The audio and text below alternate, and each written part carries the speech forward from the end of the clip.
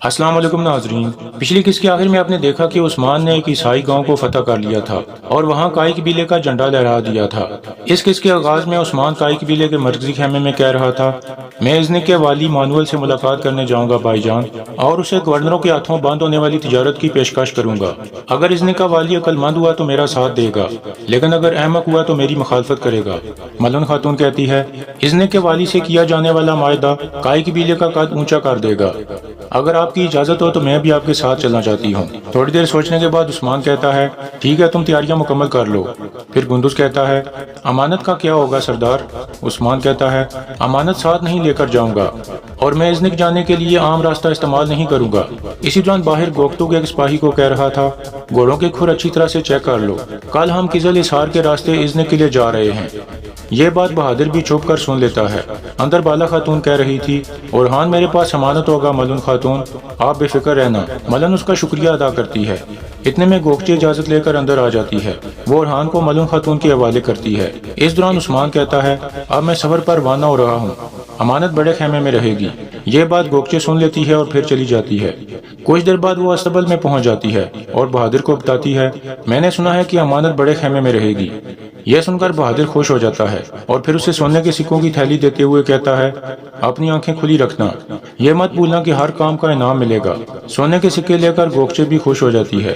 اس کے بعد بہادر قبیلے کے باہر ایک جگہ پہنچ جاتا ہے جہاں ایک پنجرے میں کبوتر موجود تھا۔ بہادر اسے باہر نکالتا ہے اور اس کے پاؤں کے ساتھ ایک خط باندھ کر اسے کوشش کی طرف روانہ کر دیتا ہے۔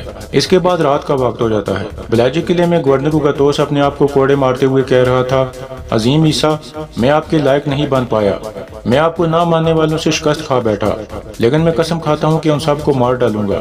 اتنے میں ایک سپاہی آ کر کہتا ہے، حضور، گورنر نکولا اور گورنر کوسس آئے ہیں۔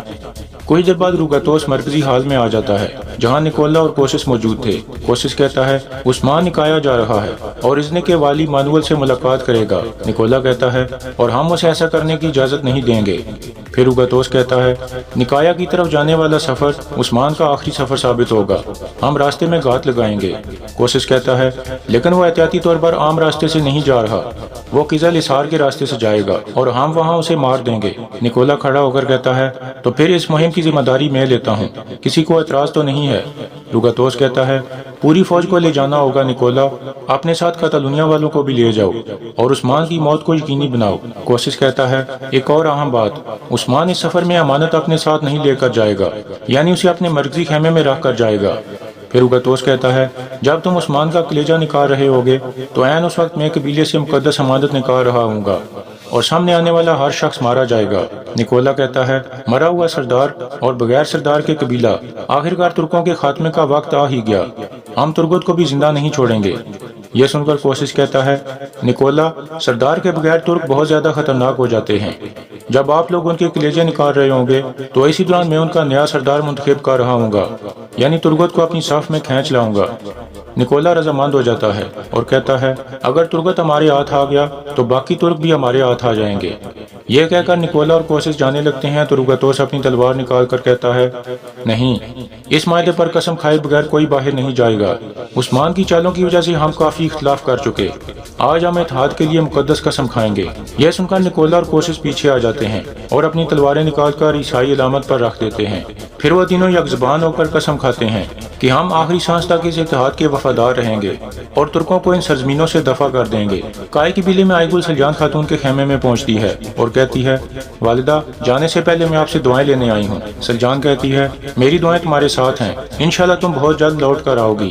اس کے بعد آئی گل جانے لگتی ہے تو سلجان اسے پریشان دیکھ کر کہتی ہے، کیا تمہیں کوئی اور مسئلہ بھی ہے آئی گل؟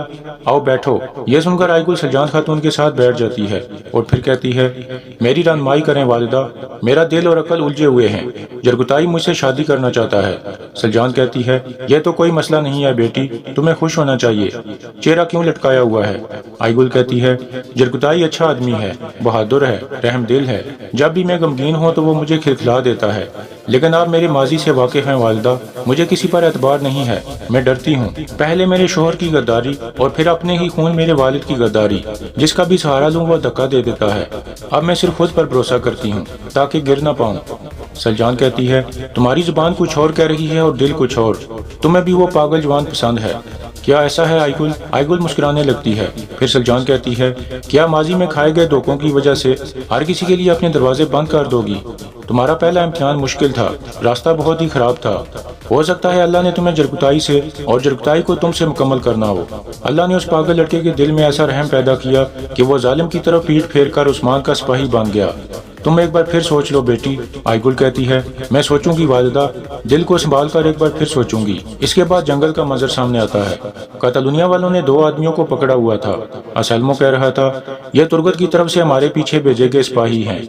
پھر وہ ایک سپاہی کو پکڑ کر کہتا ہے، تم جو آخری چہرہ دیکھو گے وہ اسلمو کا ہوگا۔ یہ کہہ کر وہ اس کی آنکھوں پر گرم خنجر لگانے لگتا ہے۔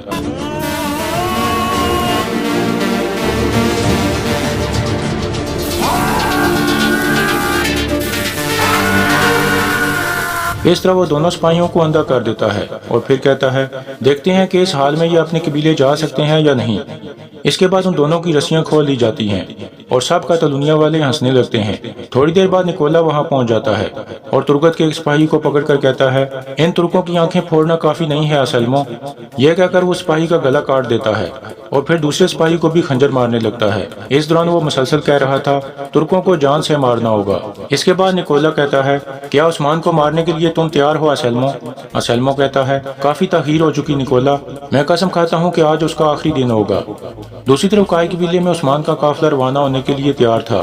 کچھ دیر بعد عثمان مرکزی خیمے سے باہر آتا ہے تو بالا کہتی ہے، اللہ آپ کی مدد فرمائے، آپ کا سفر آسان ہو حضور۔ عثمان کہتا ہے، سلامت رہو بالا۔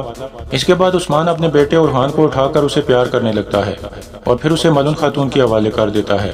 ملن خاتون اسے بالا خاتون کے حوالے کر دیتی ہے اور پھر قافلہ روانہ ہو جاتا ہے۔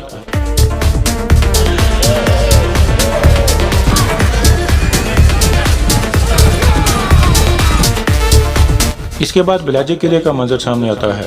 کوشش کہہ رہا تھا، نکولا عثمان کے پیچھے ہے اور تمہارے سپاہی قبیلے میں گھسیں گے، کتنا خوبصورت دن ہے۔ لیکن روگاتوس، تم نے بتایا نہیں کہ کائی قبیلے میں کیسے گھسو گے۔ اتنے میں ایک نقاب پوش عورت اندر داخل ہوتی ہے۔